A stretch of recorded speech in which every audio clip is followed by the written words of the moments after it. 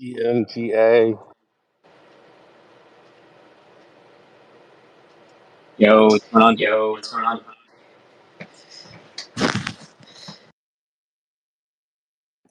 All right, I think I got this all set up. Jack's here. Hey. What's up, man?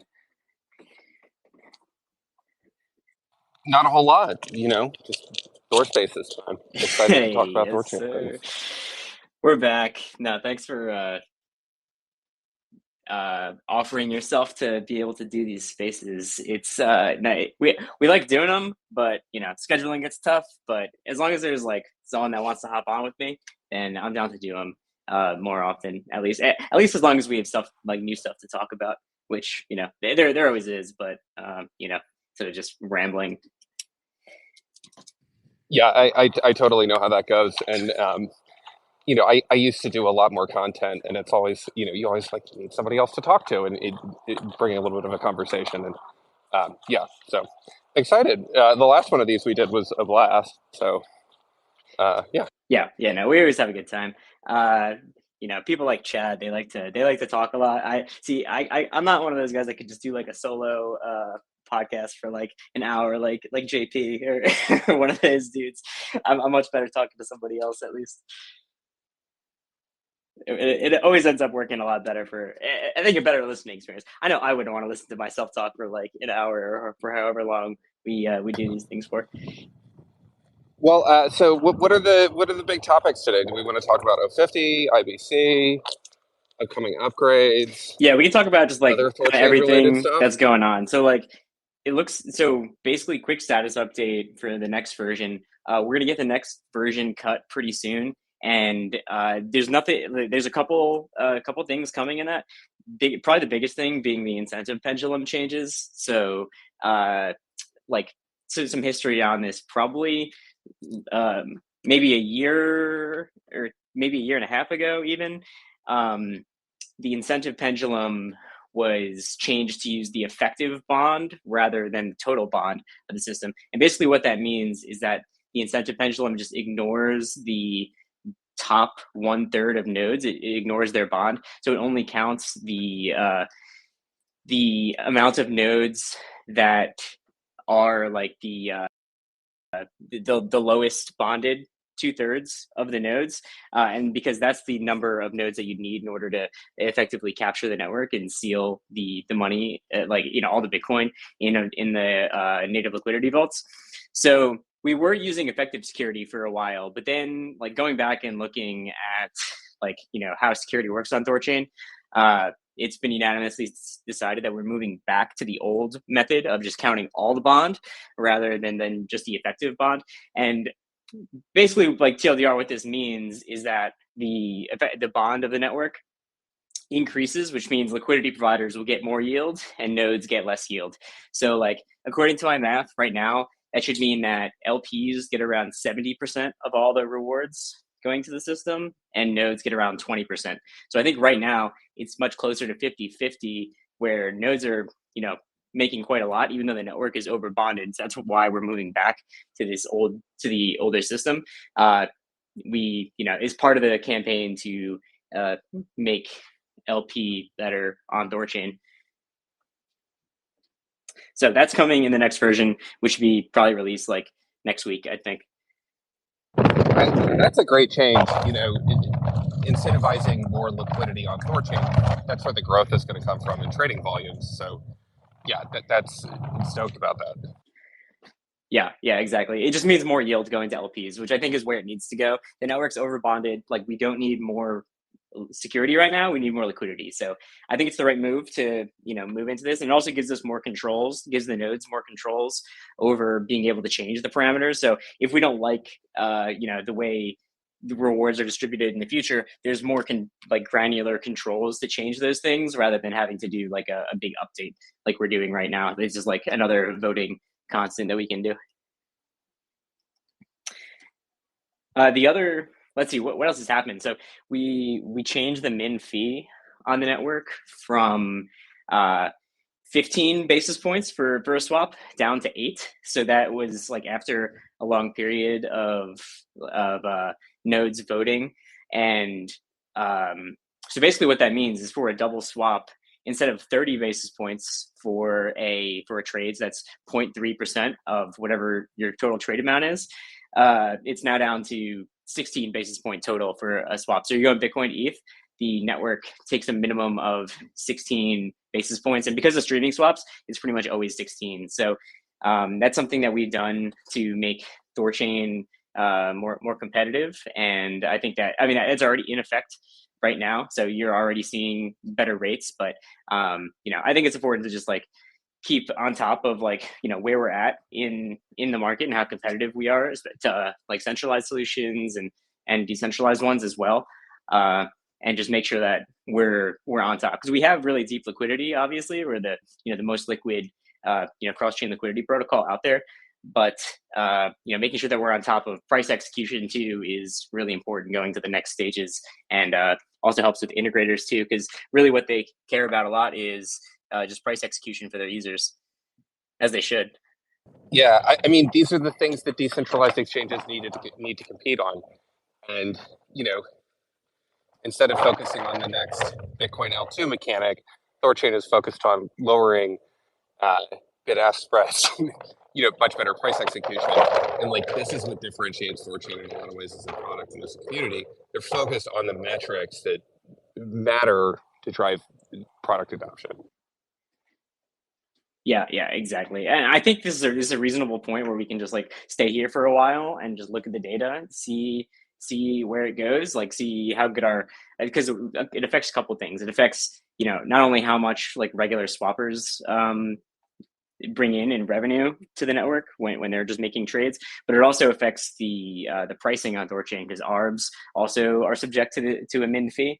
So balancing the minimum fees with making sure that the network is making enough revenue, because really what you're trying to solve for is like optimizing the amount of fees that the network collects. Like volume is kind of a proxy for that, but it's important that we have inline pricing too, because ARBs are affected by the min fees. That means that the prices on the network are also affected by where we set the min fee. So it's kind of important to balance all these things. I think 16 bips is a very fair place to be for the network, and we'll monitor that going forward. And then people are always welcome to voice their opinions on how that's going. We're going to obviously monitor other networks, and just making sure that we're very competitive, while also getting enough fees to LPs and to nodes, because that's really the important thing.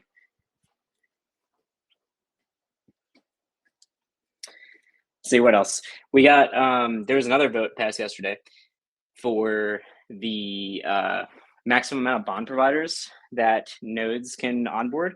So previously, a node can only bring in 10 providers to add to their bond to churn in and contribute towards the economic security of the network. And because of this vote, that's now increased to 100. So these are whitelisted bond providers. So if you want to provide a bond, you have to whitelist with the node. You have to get in touch with the node operator, and you can non-custodially provide bond to them. But now the barrier to that has just become a lot easier, because now they can onboard up to 100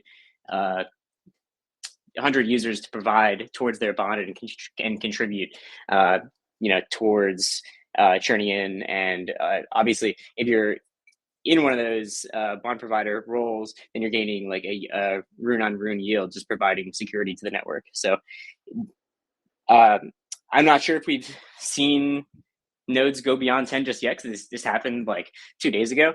But I think we're going to probably start seeing some nodes churn in with more providers, with probably lower individual contributions from all the bond providers. So more people can band together to create to create a node and bond in without having one individual like really needing to have the capital to seed it.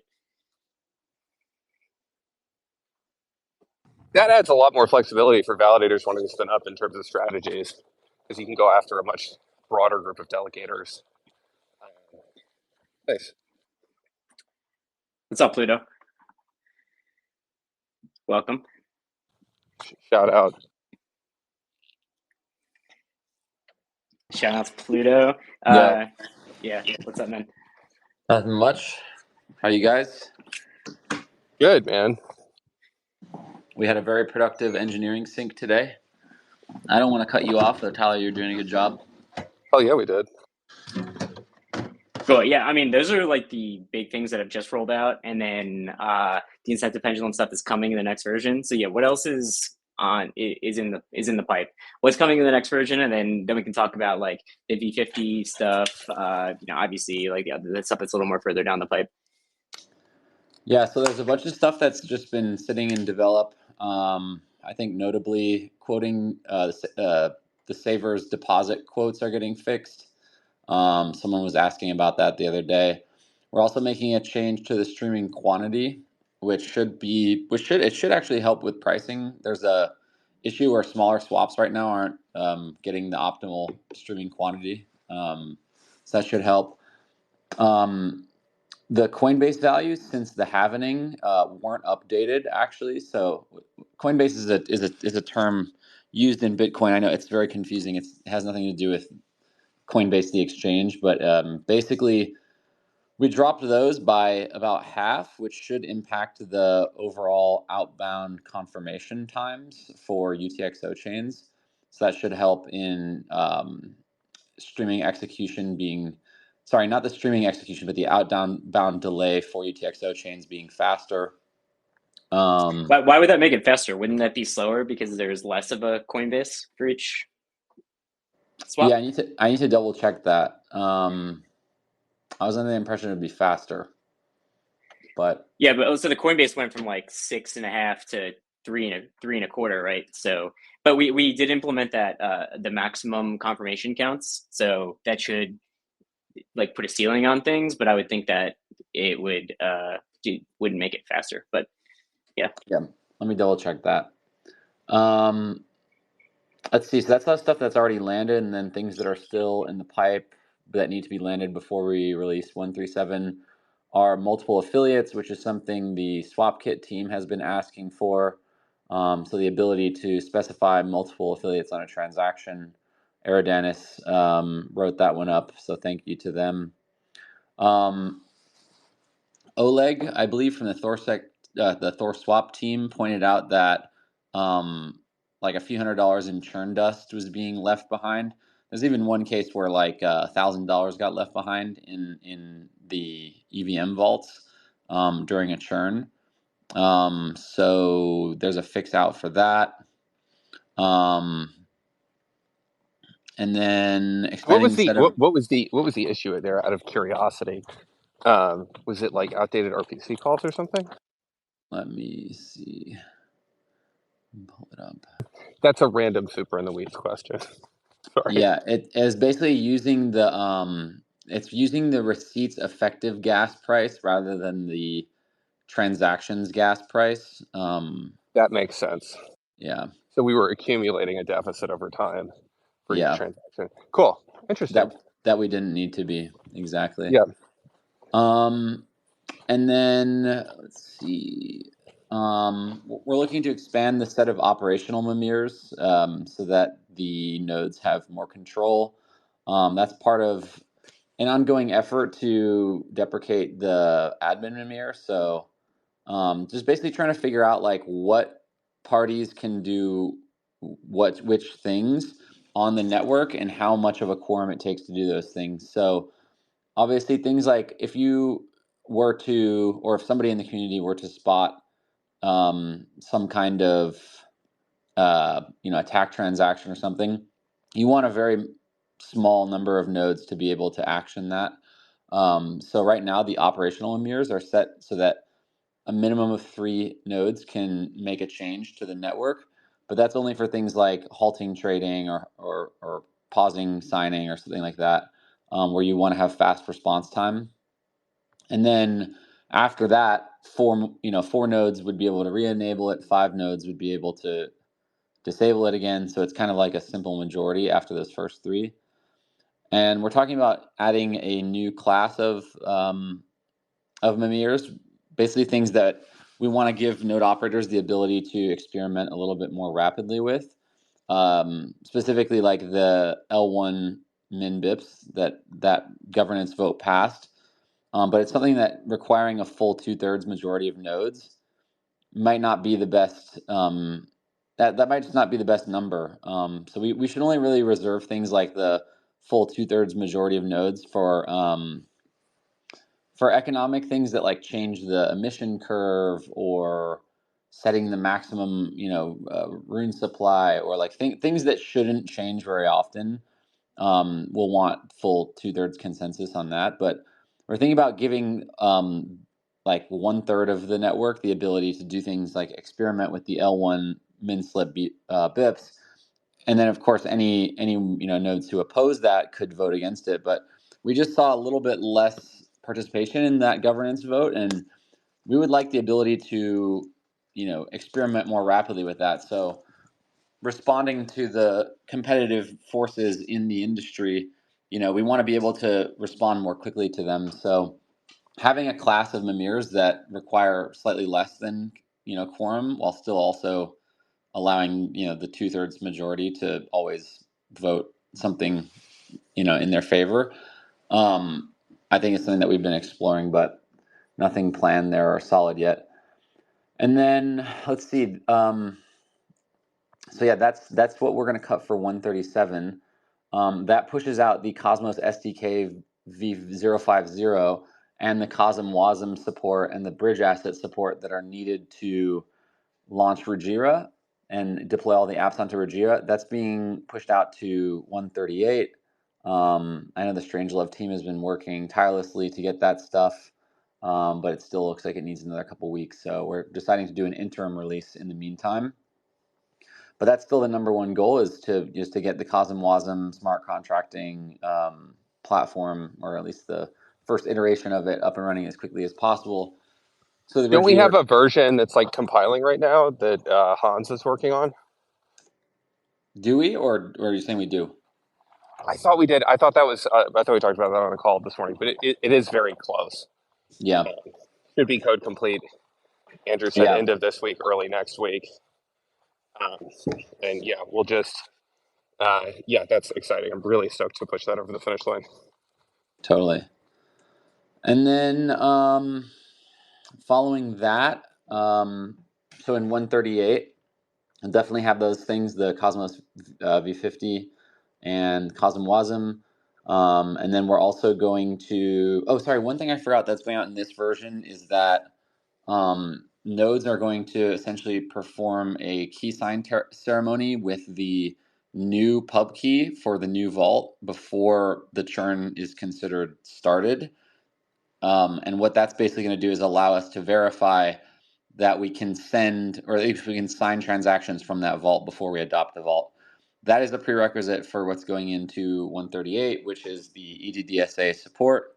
So we're pulling in the TSS EDDSA support, as well as the code needed to essentially start doing EDDSA keygens, which means that once those two things are in place, potentially as soon as 129, we'll be able to roll out the chain client for Solana and launch that. So looking like Solana sometime in November or December. And in the meantime, in the next version, 138, we'll also release base. So that's ready to go as well. We won't be using the Cosmos operator for that quite yet, since the Strangelove team has engaged with an auditing firm I to don't get think that. we've decided on which one, but yeah, we are in the middle of that engagement right now. Yeah, you guys went out and got a couple bids. We're just in the selection process for that right now. We do have You an guys want to audit. explain what the Cosmos operator is? Yeah, sure. It's so just to sort of like scroll back just a bit on the V50 thing. This is something that is like very not THORChain related. It's kind of a boring piece of work, but it helps set the stage for the app layer and a lot of other stuff that we're working on, a lot of other stuff that needs to get done with THORChain, as well as brings a bunch of performance benefits and things like that. And yeah, it's one of those things that just like once we get it done, it's done and it's great. So what is the Cosmos operator? This is a piece of Kubernetes tooling that allows THORChain node operators to orchestrate their THORChain deployment a little bit more easily. it's something that we developed at Strangelove to help run um, large installations of different blockchains that are run on the Cosmos stack. And we've been running it in production for a couple of years. This application on THORChain is a little bit new, but yeah, we're super stoked about it. I think the reason we're going to go for the audit is that the operator does handle some key material for the validators. So we're going to want to make sure that the pieces of the Kubernetes code that touch that key material, there's no way to gain unprivileged access there. But yeah, this is something that should be a big quality of life improvement for THORChain node operators. Sweet. So yeah, the X upgrade stuff, which actually allows us to do those scheduled upgrades, already landed in the last version. You guys got another auditing firm, Oak auditors, are reviewing that implementation. So we'll use that to release 138, which will contain base. It just will be sort of a coordinated upgrade with a bit of planned downtime, rather than using the Cosmos operator, which will allow us in the future, once that audit is complete, nodes can adopt that, which will automatically update at the upgrade height. So That's right. That's right. yeah. So the way that works is when the upgrade is accepted by the quorum of nodes, there's something that gets emitted by the process, and then the Cosmos operator picks that up, downloads the binary for the new release, or the container for the new the container with the binary for the new release, and queues the upgrade. And then once the upgrade time hits, the network emits a signal, and the old container gets blown away. A new container gets spun up on top of the same data, and the upgrade gets performed automatically. And that piece has been in production for us for about a year now, and has really drastically helped us reduce the load on the ops folks here, because we run, I think, 30 something Cosmos networks, and those upgrades get onerous after a while. The chains that have enabled a lot of ease of use things around that, that's great stuff. But having something that helps take care of the huge piece of that is awesome. So we're super stoked about that. Definitely. I see James from Lavender 5 in the audience. I know they are Cosmos operator folks too. So shout out. So yeah, I think that's gonna basically be it for like the next 3 upgrades. It's looking like next release is base and app. Sorry, this next release is going to be the incentive pendulum fixes, savers quote, multiple affiliates, all those things I mentioned at the beginning. The release following that, 138, is going to contain base, EDDSA hopefully, and the app layer. So that'll be a pretty big release. And then 139 after that will be Solana. And then following that, we're hoping to hit TON, which is the Telegram network. So there's already a team working on the chain client for that. So yeah, we're trying to, hopefully I don't know if we can do all of that before Christmas, but that's kind of the goal right now. Definitely the main goal is app layer before Christmas. I think app layer before Christmas is totally doable. And I think that what we're talking about here is a bunch of foundational infrastructure to make all kinds of upgrades drastically easier.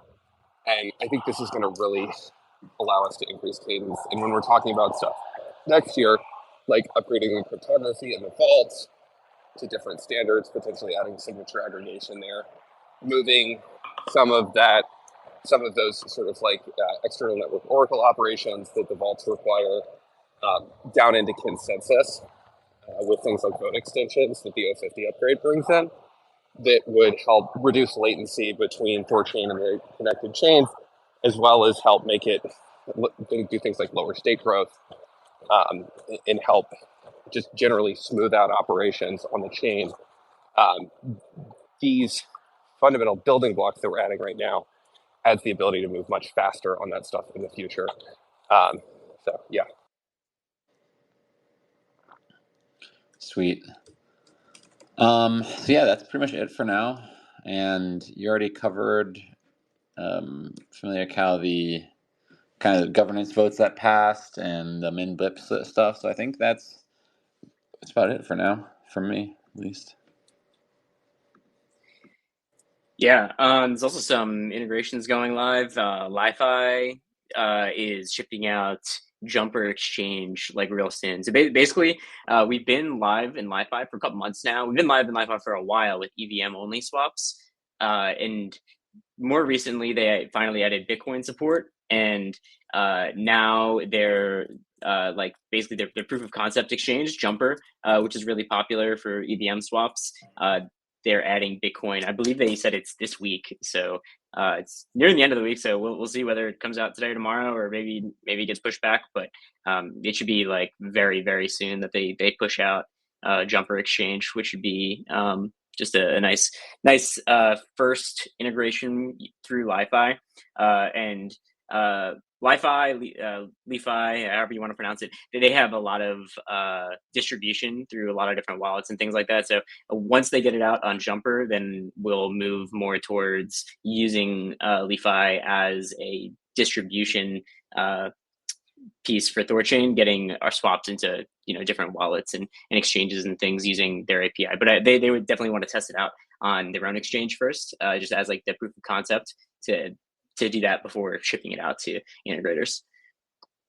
So that's just that's just one integration that's going live. But yeah, that'll be like a nice piece that we're getting in soon, which has been in the works for like a long time.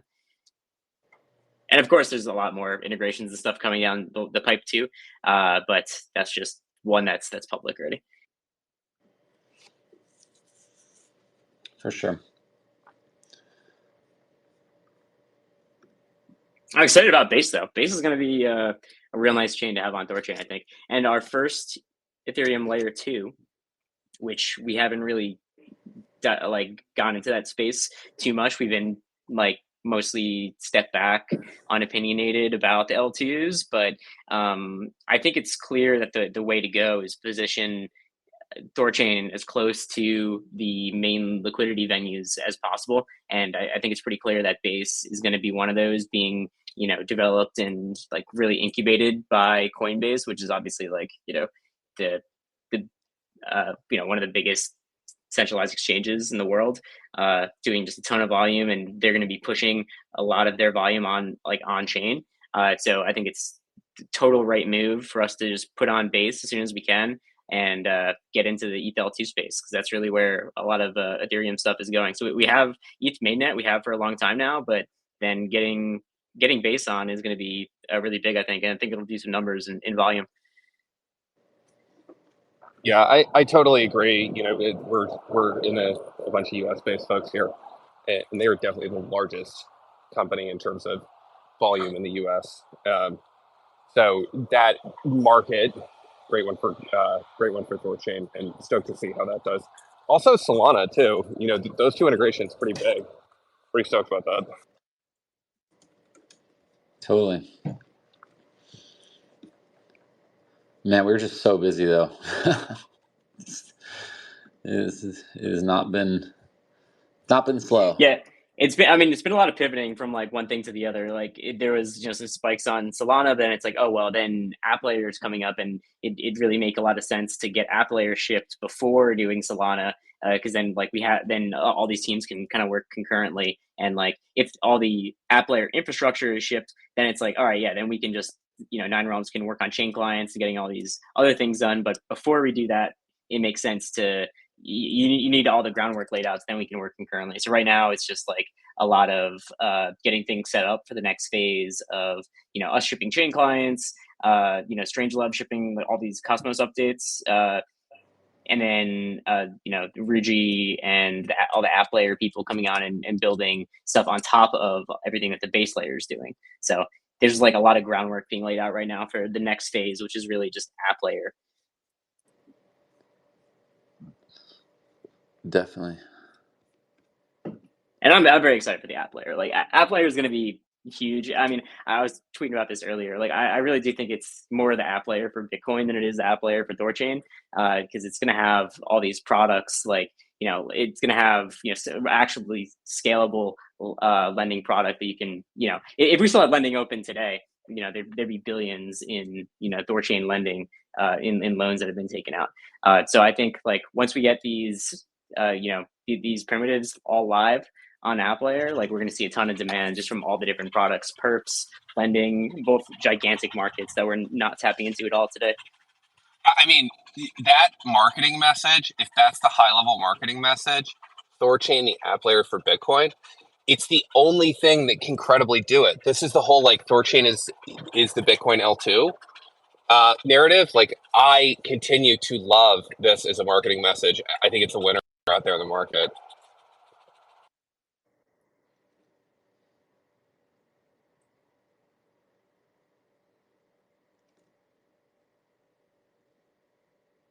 Did I just cut out? No, you're No, totally you're right. on. I wasn't sure if Pluto was saying something or not. It acting a little weird. Sorry. Yeah, dude, it's big. I I mean, agree. Like, because I don't like want to that is position it too much. that is like in fact what THORChain is, and I think that that's why. Like, I understand a hesitancy to position it, but like that is in fact what THORChain is, and there's a lot of noise out there around like the next whatever L2 for whatever chain, and like the reality is all of those folks need liquidity. All of them need to build community. THORChain is a community. We've got a base of liquidity, and we're shipping the most capable app layer out there that's been proven out a bunch of other times on other chains. It's the app layer for Bitcoin. Yeah, exactly. Like you look at a lot of the LTs that are being built for Bitcoin. Like I'm doing air quotes right now. LTs that are being built out for Bitcoin, and it's just THORChain's infrastructure just built backwards. Like they're building generalized infrastructure and then trying to build things on Yes. top of it with a bridge. And THORChain's built very specific purpose, like built just for swaps, and then we expand out and build out all these other things, but all baked into the same layer. Like I think the architecture of the way THORChain's going is just going to like blow away any of these other networks. And then like that's not even counting like all the security like assumptions that THORChain has versus like name another proof of stake Bitcoin L2. I mean, it's not just security assumptions, it's actual security processes and procedures that have been developed over the course of years through some unfortunate incidents, but that have spurred innovation and change in the community. And like, I think that sort of hard-won experience in stability is something that experienced market actors recognize immediately. And as you mentioned, all of these L2s that are quote unquote being built, like they're being built right now. None of that technology is even remotely proven. And what THORChain has is not only a proven technology, but a proven social layer for continually upgrading and advancing that technology. And that is what has me stoked about this ecosystem. Yeah, and I think a lot of it is it's not even just the security lessons that we've learned, like obviously in the past, and those were hard lessons, but like the architecture which was built on from the beginning, just like economics, like the economic security, capture resistance of the validators, like churning, like none of these concepts exist in any other proof of stake network or bridge, and that's something that I think is important when you're a really Bitcoin focused project like THORChain is. Like those things are very important because you need to keep the Bitcoin safe, and you need to keep it from being captured by someone trying to steal this giant honeypot of like 900 Bitcoin in our vaults right now, which on any other bridge or proof of stake network, that's whoever the validators are, which is likely the team slash investors or whoever the permission guardians of the bridge is. Yeah, and I just wanted to like also point out one of the things that Jack said was 100% right. Like we have a proven social layer here. We have the Nine Realms team working on the core protocol. We've got Strangelove working on all of the Cosmos and IBC and CosmWasm related things, as well as the infrastructure tooling. And then the Ruji team who have shown I up to like to build think of it apps. as the distributed systems side of things. But yeah, that's a good summary. Yeah, I mean, just like, we have multiple teams that have all shown up here. Like we've been contributing on this network's code for 4 years. There's thousands of commits. There's hundreds of issues. There's dozens of PRs, being opened every month. Like it's a very active project, and you just take for granted that like most L1s or that have popped up 4 years ago are doing nothing right now, which means that most of the L1s that are popping up right now in 4 years from now, they'll probably also be doing nothing because of the uphill battle that you have to climb just by being a builder in this space. Like, it's very hard to get adoption. It's very hard to get product market fit. And the entire way through it, you're going to be battling with your tokenomics and unlocks and VCs dumping on you and retail leaving because of that. Like, most L1s are just a money grab. And the developers lose interest and leave. THORChain is Rune is fully vested, fully unlocked. Like, the only non-circulating supply is what's in the reserve, and it's just like, that there's a predictable cadence for how that gets released. There's no vesting. There's no giant lumps of this that are just going to get out and get sold on the market. So Rune has found its footing just as an asset, and the THORChain team is basically all aligned around making that as valuable as possible, because we've set up incentives like the dev fund. We've dialed in how system income is distributed to nodes and LPs. These are all things that like take most networks years to figure out, and then they all end up like getting greedy and fighting over like a shrinking pot and doing more issuance to dilute that down. And it's just like THORChain is just mature, and there's we've figured out a way to keep this network profitable for its LPs, its node, and its developers. And so we've built an ecosystem that will last. And I'm just really proud of that, because we're different from other networks in that sense, and now we're about to claim our rightful title as the L1 infrastructure application layer for cross-chain liquidity.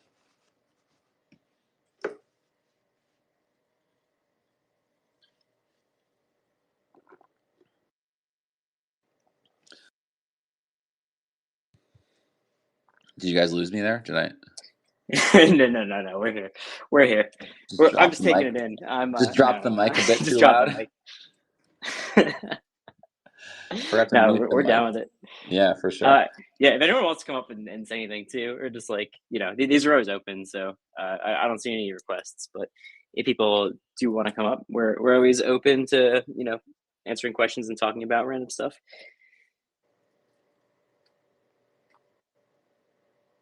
Trying to think what else is going on today. Oh yeah, so some other news I saw today.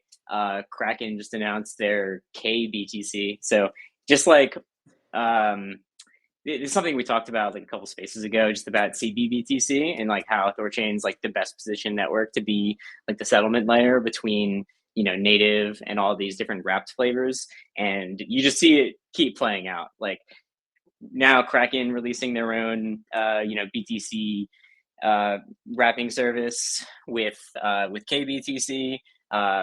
We have CBBTC, and THORChain just the best positioned network to capture flows between native and wrapped. I think we're just gonna keep seeing that play out, and we'll be here to capture flows, people wrapping and unwrapping, because it's really the only decentralized rail to make that happen. So just more news that I caught today. That's like not right now relevant to us, but like just things to keep in mind, like as we are thinking about what assets to add and how to position ourselves in the future.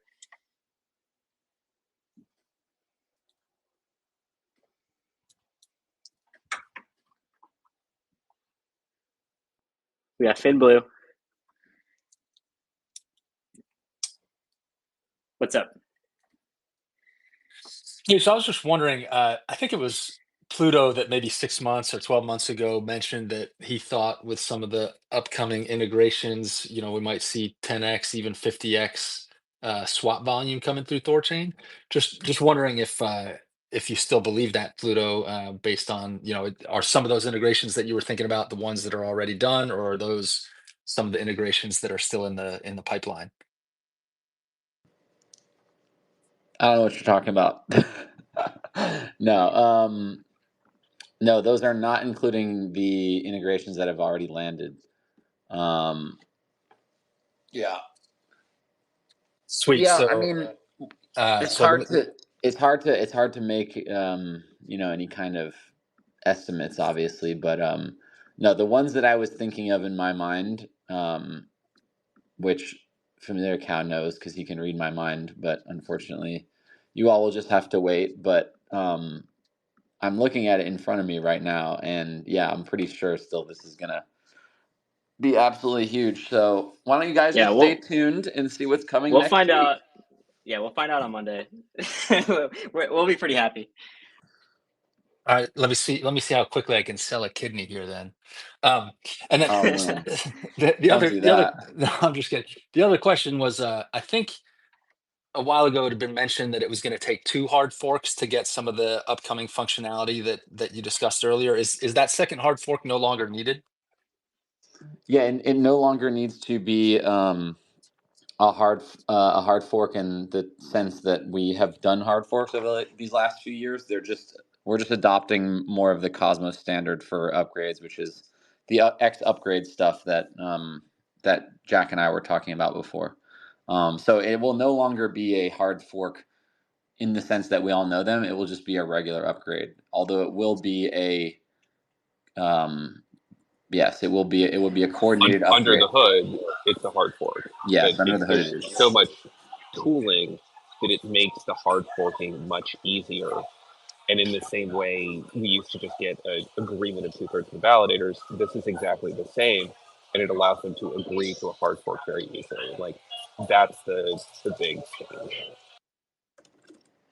So basically, it happens with the adoption of version 138 or whatever it is, and without requiring all the nodes to be online at a specific hour and the network to go down for 6 hours or whatever.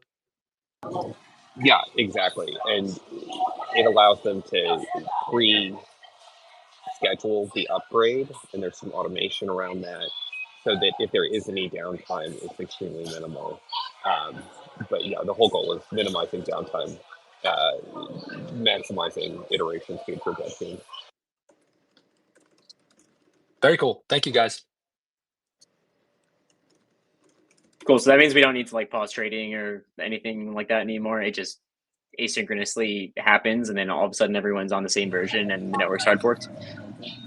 I think that the ones that we do without the Cosmos operator, we probably will pause trading for just a bit, would be my guess. Like, I think these things are going to take on the order of 30 seconds to a minute if we do enough coordination with the validators. But after the Cosmos operator, it'll be, you probably don't even need to pause trading. What you'll see is if people are trying to trade during the upgrade, there will be a couple of failed transactions um, as nodes upgrade, and then it'll be right back online with like seconds of downtime.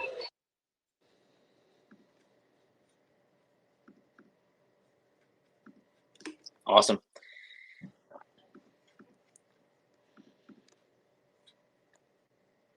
Let's see what else is going on. I believe this weekend, JP is going to be at ETH Sophia. So if anyone is on that side of the world, then definitely hit up JP. I believe he's giving a talk there. So yeah, that's something that's going on this weekend. At the end of the month, we're also a sponsor for Binance Blockchain Week in Dubai. So I'll be there. JP is giving a keynote. We're like a major sponsor for the event. So if anyone's going to be there, definitely send me a DM. We'll help you get into the event, and we'll definitely meet up with as many THORChads as possible there. Multisig's going to be there, including like the ex Thor Wallet team, which is now part of Multisig. So that'll be another big like activation for us. So if anyone's going to be in Dubai at the end of the month, or you're just normally in Dubai, or you're going out to Binance Blockchain Week, we'll be there. I believe JP will also be at Cosmoverse, which is Sprinkle maybe folks next will be there week. too. Cool. Yeah, it's starting next week. Yeah. Cool. So I think JP will be there. He might be giving a talk or something. I'm not sure if he is or not, but we'll definitely have some people there. So if you're going to be at any of these events, definitely hit us up, and we'll meet up. Cool. I just got to hop, guys, but yeah, great chatting over all this with you guys. Yeah, totally. Thanks, FamiliarCow. Sounds good. You headed out too, Jack? I can hang for a little while. I'm not in a hurry right now. Yeah, I mean, I don't know what else you want to talk about, but I'm here. I can chill for a little bit. Oh yeah, Eric. Yeah, I guess Sorry, I I'm got totally like two down to. devices I gotta do. So Yeah, I'm down to hang if anyone has more questions. I guess that would be what I would stick around for. cool. All right. Hey, what's up, Eric? Oh, hey guys! Thanks for bringing me up. I just wanted to introduce myself. I'm kind of new to THORChain, and I've had a couple of chats with FamiliarCow, and yeah, I'd like to get more involved with you guys and figure out some kind of synergies and stuff. Just like really briefly, I'm a former physicist. I'm a bit on the older spectrum. I've been around for a while. Former physicist. I worked at MIT Lincoln Lab doing ballistic missile defense and all kinds of stuff before changing to TradFi. So I was a TradFi quant on Wall Street for a long time. And now I'm kind of like red pilled into DeFi. And, I'm a big fan of THORChain. I think what you guys are doing is awesome. I think there's still like some basic research stuff that could help you guys. Like, I think there's still a lot of room in the design space for the basic AMM itself. So that's kind of like what I'm working on. So I think I've got some cool stuff that, just on the basic primitive part, I think what you have is a lot more than, just the AMM. Your integrations and cross-chain stuff is beautiful. But I think there's still room to innovate on the basics. And so like, if you guys have any interest in talking about that, I won't get into it here, but just like say hi and let you know I'm here. I'm interested in helping any way I can. Go open Yeah. an issue on GitLab and start a discussion there. Cool. Yeah, I'll do that. Appreciate it. Also, you should get in touch with JP too. Like he's definitely like he's the one that originally came up with the design for the AMM and the slip based fee model and like a lot of the the fundamentals that THORChain's built off of. And I'm sure he would love to hear what you have to say about the because I know you sent me that paper on your AMM model, and it's definitely over my head. Like it's way over my head. I'm be honest. So like JP is definitely the guy to talk to about that. But you should definitely open up a GitLab issues that way some of the big brains can take a look at it. Yeah, that sounds like the way to go. I really appreciate that. I'll check it out and I'll submit something. Cool. Yeah, or if you're at any of these events that we're going to be at, like now or in anytime in the future, then we'll definitely link up. Yeah, for sure, 100%. Appreciate it. Cool. No, thanks, Eric.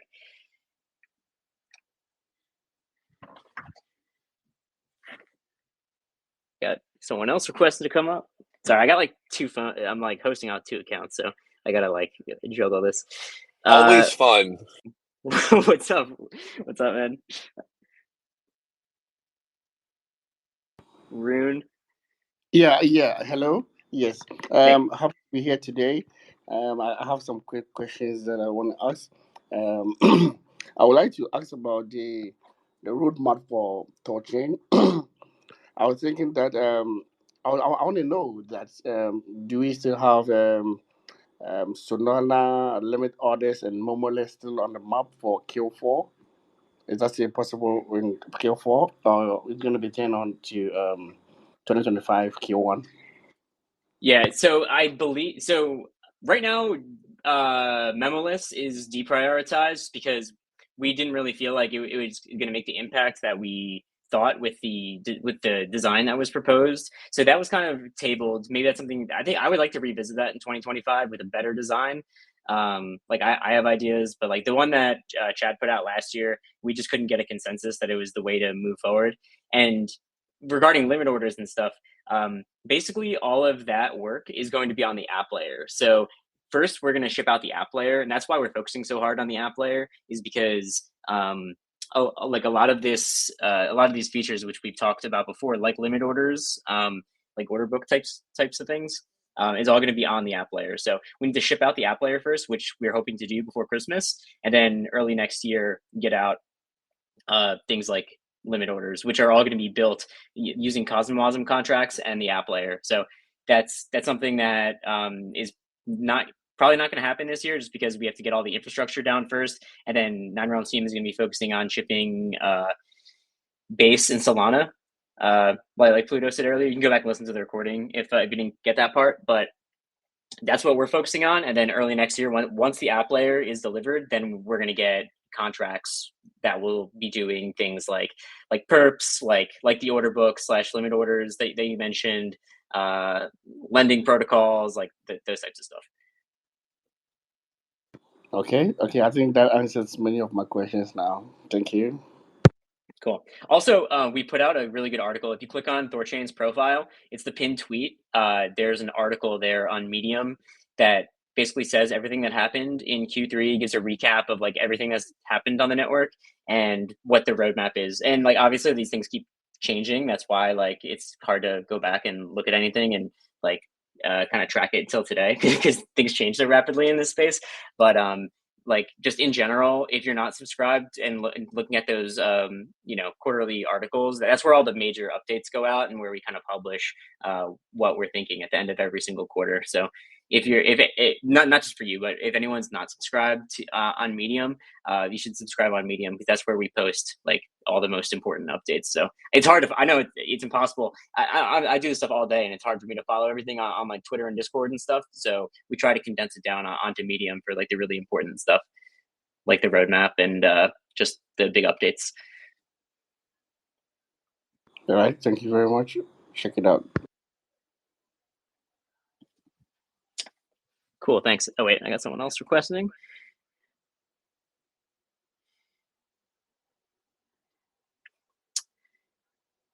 Astro Boy, what's up?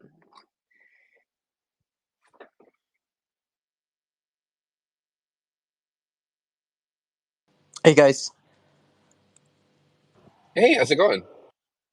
Yeah. I just want to mention one thing regarding the roadmap and all those things. So you guys need to make sure that the roadmap is seen like not only on Medium but in a page on your website and in other like places like CoinMarketCal, which is not CoinMarketCap, it's another website, and websites like that. So you should like put like an intern working on that so that people actually see where the roadmap is and know what you are working on. And because we have a lot of retail here that is not actively on Twitter, like DGens, so they don't know what the stuff that you are doing, so if I were you, I'll put like an intern working on the SEO and on these sort of things, just to make sure that like the information is updated. Even on CoinMarketCap, you can you can put like directly the roadmap there. Things like that. Just a Yep, suggestion. we do that. So like when we put out articles and stuff, I also put it out on CoinMarketCap, and there's links to all of this on THORChain.org. If you scroll down, just like 3 or 4 scrolls, you'll see the roadmap, which I update fairly frequently. But the best place to keep track of THORChain is on GitLab, because that's where things actually happen. But that's kind of why, I mean, it's difficult, especially when a project iterates this quickly and things change very quickly. It's difficult to have things like in writing, like we're going to be doing this, this, and this, because things change and we pivot, just like things have in the past. Like I mentioned, like we were going to put order books on the L1, and then it's like, oh well, now we're going to do the app layer, we're going to put order books in the app layer, which pushes things back. So things change very frequently, and it's just the nature of the project and just the fast pace of iteration and not being too tied down to one particular way of doing things. But yeah, thanks for the feedback. I should actually double check that I posted it on CoinMarketCap, because I'm not 100% sure that I did, but it's definitely on the website. So, but I appreciate the Yeah. For sure. Just a reminder that you also have like Gitbook, THORChain.help, something like that. And like if you search on Google, the roadmap, people will like land there, and it's outdated. So you can also start by updating. I've never even seen this before. THORChain.help. Yeah. Who runs this? Yeah. I have no idea who runs this page. I'm sorry. Okay, no worries. Looks like it was updated 3 years ago, so it's not very updated. Okay, no worries. Well, awesome work, guys. Keep it going. Thanks. Cool. Appreciate it. Yeah, I think that the fighting old versions of documentation showing up in Google is one of the hardest things. I don't know if I've ever seen anyone successfully fight that battle over a long period of time. No, it's an impossible battle. That's why I just update, pin stuff on Twitter, post on Medium is like the canonical source of where I post announcements and things. So all announcements are always like big announcements are always up on Medium, the website. I try and keep up to date as much as possible. Update going out on Wednesday, like with the integration announcement and stuff. So, I'll have some updates queued up for next week. Bob Sens, what's up? Good evening, guys. I just want to say that I'm really proud of how far we have come. And the good news is that I saw this week that Grayscale put out an article with their assets under considerations. And I saw that THORChain was on that list as well. So I just wanted to check with you guys, what you guys think about the institutional, let's say, appetite, and what it could mean for THORChain moving forward.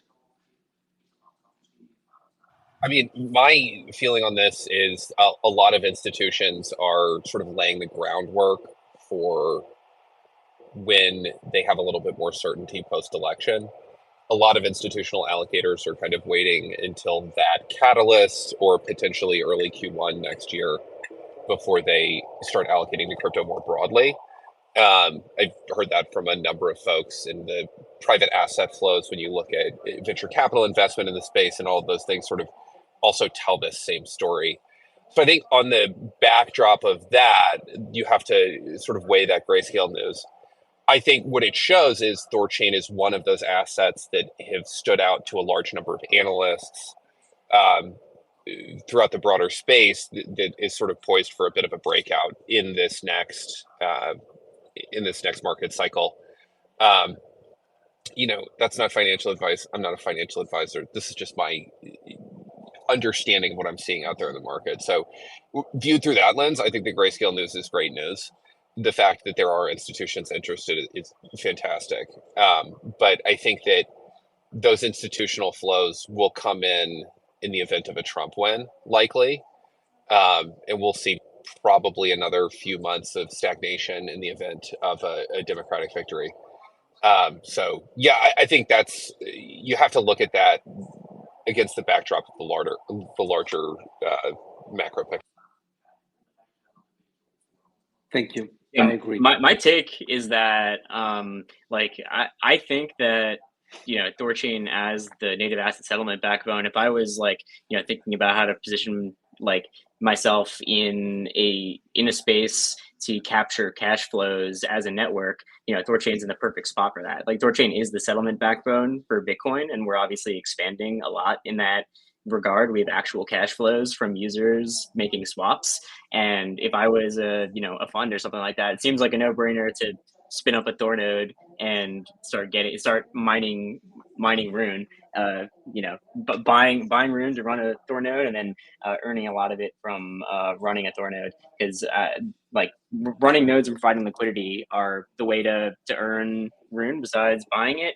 And I think it'll be important going into the future, for sure, because we have a real cash generating network that's going to be doing important financial services, and it seems like that's something a capital allocator would want to do, getting a slice of that. So that's why I joined the network and wanted to be involved, because I think that this network is going to be very important in the future, especially for Bitcoin, which is far and away the most important part of crypto, especially Bitcoin to stablecoin flows, and we're really the only network positioned to capture that in any kind of meaningful way. So yeah, I think exchanges and funds should be running Thor nodes. I think that's just what's going to have to happen in the future, and that's what's going to be the settlement backbone, rather than all these centralized exchanges and OTC desks. And talking about exchanges, what about Binance and their 600K or whatever Rune that they have in their wallets? When will they put their, let's say, Rune into Rune Pool? Oh well, I would never speak for Binance, and I haven't been talking to them about that. when you put it into room pool, you're subject to impermanent loss. So I have no idea what Binance, how much of that rune is theirs. It's over 60 million rune, by the way. Oh They wow. have a sizable portion of like they have a. I think I made a pie chart yesterday for my tools website. I think it was like 12% of the minted supply of rune right now. It's like actually insane how much rune Binance has, and but obviously not. It's not all theirs, right? Like a lot of it's their users, so that they can't just put their users' funds into like an LP product because they might, there's a permanent loss. Like you can't just risk it like that. I would like to see them run Thor nodes personally. I want to get them to do that, and hope like maybe that's something we can get them to do. I have no idea whether they would ever put user funds into that. Maybe make it an option for users. It's something I'll definitely talk to them about. Like they have so much rune, like and they're in the position to get disrupted, right? Like you think about a Binance, they're the leading global centralized exchange. CZ himself, every single exchange has basically come out over the in the last number of years and said like all exchange is going to be moving on chain. It's like, all right, well, you can say that, and then you think about like what networks are actually in a position to do that, and like THORChain is the network that's in the position to be the decentralized Binance. That's how I look at THORChain, as the decentralized Binance, or Coinbase, minus the fiat on and off ramps. So like it makes sense as a from a business perspective to want to align yourself with the decentralized solutions going forward to keep with the trends rather than to stick with the old business model and kind of let yourself get washed over. So I think it'd be like I have nothing to say for Binance because I really don't know what they think. But I think it's something that exchanges should be considering, like how to position themselves like in a world that's moving more on chain. And a lot of their answer for that is building, L2s and, BNB chain and Base. So that's why it's also important that we position THORChain in a way where we make it easy for the exchanges to make that decision as well. I totally agree. Thank you, Cow. Keep up the good work. Word. Cool. I think that's it for people requesting. Been here an hour, so I think let's wrap it. You raising your hand, Jack, or you saying bye?